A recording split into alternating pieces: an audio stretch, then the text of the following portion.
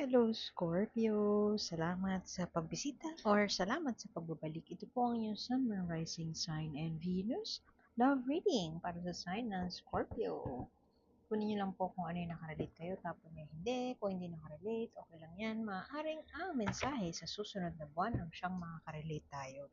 Pero naniniwala ako meron at merong dahilan kung ba tayo napadpad dito. Kung hindi nakarelate, okay lang yan. Kaya subscribe lang kayo para sa susunod na buwan ay maabutan nyo ang bagong reading. Baka doon makarelate tayo. Pero yun nga, naniniwala ako, meron at meron dahilan.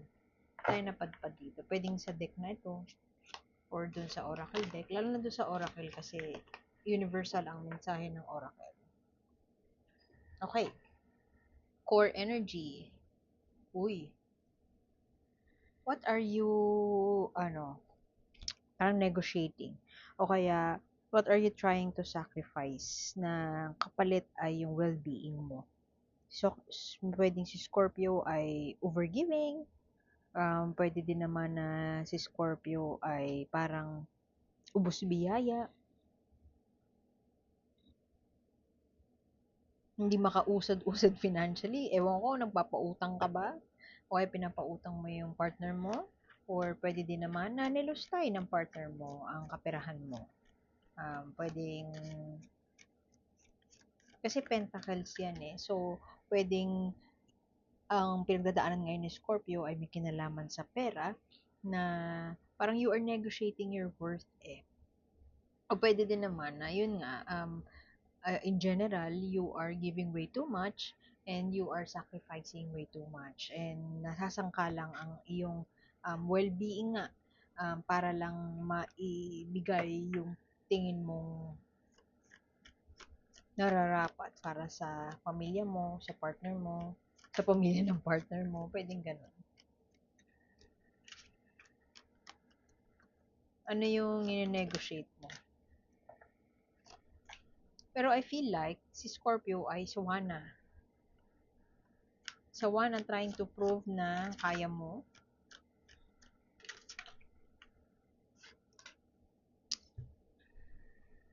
Palaban din eh, si Scorpio eh. Meron kang kaalitan. Pwedeng meron kayong hindi pagkakasunduan when it comes to finances.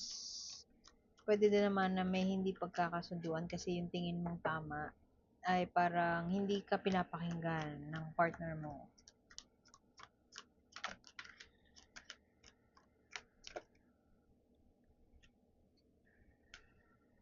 Or hindi pa nagbabayad ng utang. Sorry, yun yung pumasok sa isip ko. Hindi pa nagbabayad ng utang. May hinihintay o tapos na sa paghihintay. I don't know, pwedeng a message from a lover. Kumbaga na ibigay na sa'yo yung kailangan mong marinig. Ito maganda to, celebration. Ayun po, pwede din naman na nakapagpag-graduate ka na. Nakapagpag-graduate ka ng anak. O malapit nang graduate ang anak mo. Pwede din naman na merong parte ng buhay mo. I mean, sa love situation, walang breakthrough moment, walang bago. Pero, there's something else that you want or you can celebrate about. And that could be, yun nga, yung anak mo is doing well in their life. Pwedeng ganon. Pero pwede din naman na the period of waiting is over. Pero, alam mo yun, napaaway ka or you are yung iba sa inyo could be in an argument with your partner. Pero, it marks the end of, parang nakuha mo na yung sagot mo. Nakuha ko na yung sagot ko, parang wala na akong kailangang i-prove, yun na yun. Masakit siya, pero, hindi ko na kailangang maghintay. You don't have to wait on something kasi nakuha mo na yung sagot mo. Pwedeng ganun. Lumilipad. Ooh, nice. Trying to be, the better person. Ganyan si Scorpio this month. Trying to be person, pwedeng trying to find peace. Puwede din naman na being at peace with the situation na puwede kasing stuck ka pero at peace ka doon sa period of wait na yon. Ewan ko yung iba siguro sa inyo na-busted. Binigay mo lahat pero na-busted. Pero yung pagba-busted na yun, parang it's a clear sign na I have to move on na. Hindi ka pinili. Ganun. Pero, kumbaga, you are at this point in your life na parang, sa iba iisipin nila sorry graping yun eh. Pero sa'yo, parang, at least I dodged a bullet. Ganun. At least, hindi hindi lumalim yung relasyon namin kasi kung lumalim baka naging stuck pa ako sa isang third party o kaya nakisama pa ako sa pamilya niya na hindi ko naman parehas ng social status. Pwedeng ganun. May disagreement if not away. And then ang ending nun, hindi ikaw yung pinili. Pwedeng iba sa inyo third party. Tapos hindi ikaw yung pinili. Pero para sa'yo, buti na lang kasi gugulo lang yung buhay ko. Yung ganun. You are at peace kung nasaan ka ngayon kasi magiging komplikado lang kapag tinuloy mo yung kung nangyari kung tinuloy mo yung ewan ko getting into that relationship or kung tinuloy mo yung gustong gawin ng gusto ng partner mo na gawin mo.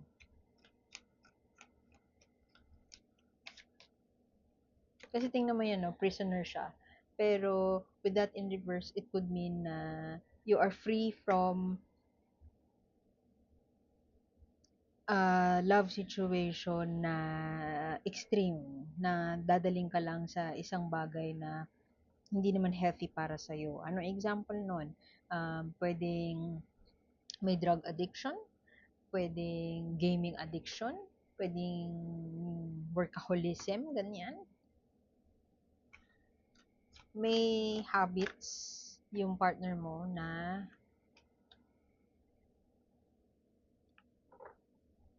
or yung nilayasan mo na ex, whatever, may habit siya na hindi ka align doon. And pwedeng yun ang nagkakos ng pagtatalo or disagreement. Pero ang tingnan mo, chess yan, no? Pwedeng parehas kayong sobrang talino nyo. Pero pag puso na ang usapin, hindi na kayo ganun katalino. Pag puso na ang nagsalita. Pero ang pinakamalakas dito so far, ito temperance. Bukod sa sa major arcana siya, this is striking a balance. Pwede kasi dati na sobrang mapagbigay ka, pero ngayon, you are trying or you are exerting an effort. Tinatry mo yung best mo para um, hindi mag-ubos biyaya o hindi magbigay ng sobra-sobra sa kinakailangan. Dati may excess merong sobra-sobra, pero ngayon parang okay na ang lahat or pwedeng tinatry mo na hindi ka na sobra-sobra magbigay.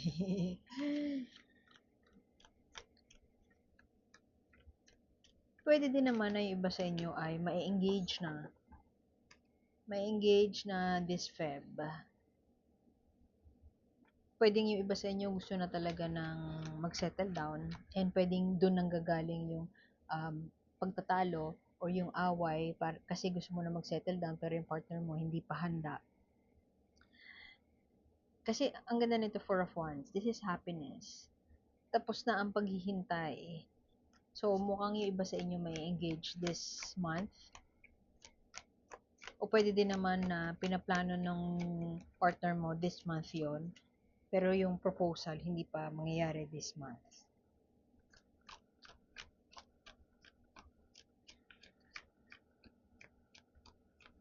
Actually, ang napipick up ko, you are in the middle of getting out of an unhappy partnership, and parang cusp yung gitna, middle of getting out, moving on from a relationship na hindi healthy towards receiving a relationship that is truly meant for you.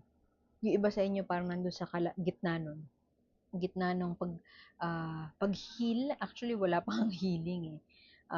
Gitna nung traumatic or hindi magandang experience in love, parang makakalaya ka pa lang eh, or palaya ka pa lang, and then there's this peace. Meron pang konting pagtatalo and parang pwede siguro na ghost ka. Pero magkakaroon ng oportunidad para mahanap mo yung tao na you are truly aligned with. Kasi for the longest time, ito nga, you've been giving way too much. O pwedeng sinasacrifice mo yung sarili mo, yung kapakanan mo, pero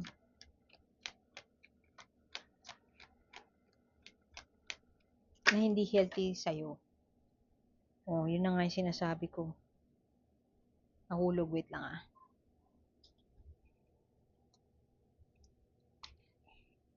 It's time for you to move on to a new chapter. Close mo na yung chapter na yan. Yun nga, feeling ko talaga you are in the middle of ewan ko, inaayos mo, may inaayos ka with your ex. Kung meron kang kung gusto pang magbigay or meron ka pang gustong iplano, i-pursue, it should have nothing to do with the ex. Kasi you have to move forward na and you have to close this chapter. Once you close this chapter, I feel like, yun nga, sinasabi ko kanina na truly, yung tao na truly aligned sa'yo, dun siya darating sa buhay mo. The period of waiting is over. Actually, pwede din na yung iba sa inyo, in a case, or may kaso, I don't know, merong parang legal separation na nagaganap, na inaayos pa, pero ikaw parang trying to chill ka lang, pero um, hindi maganda yung mga news or yung mga balita ng abogado mo. Pero, despite that, you are still parang hopeful of the future. Actually, marami kang magandang cards dito. 4 of Wands, sa 3 of Cups, sa celebration. Pwede iba sa inyo mananalo. O pwede din naman yung panalo na yun, it could be in the form of, yun nga, masasarado na to and you will break free. Masasarado na itong chapter na ito na parang uh, nag, uh, uh, nag, uh, nagdudulot sa inyo ng struggle for the longest time. And pwedeng hindi mo pa mauumpisaan yung goals mo or yung mga gusto mong mangyari, pero there's still light at the end of the tunnel. Meron pa ring there's something to celebrate about. There's something to parang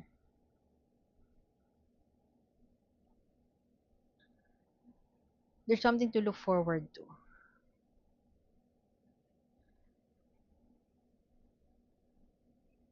Actually, iba sa inyo pwedeng mag-aaral.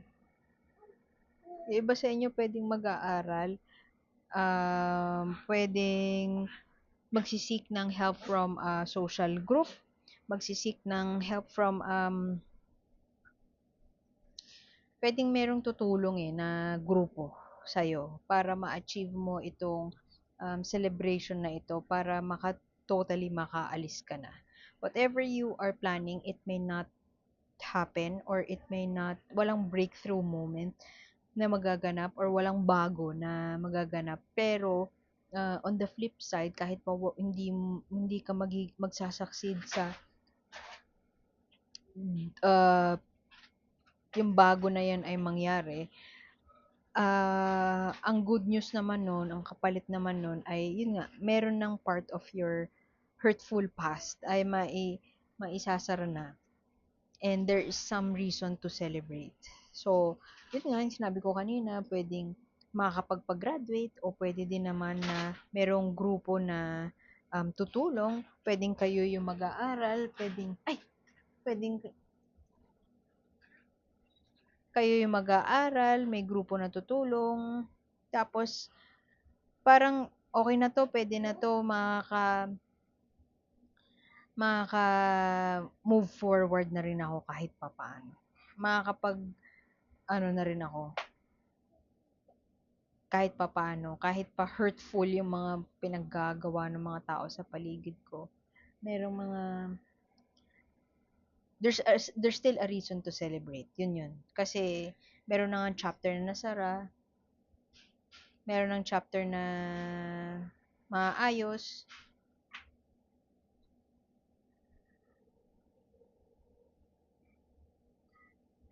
meron pa ring maganda, kumbaga.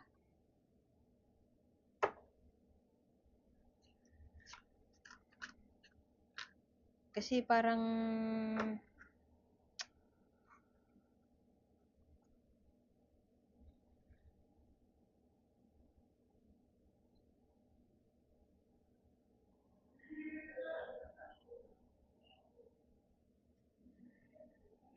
may light at the end of the tunnel, yun talaga yung nakikita ko.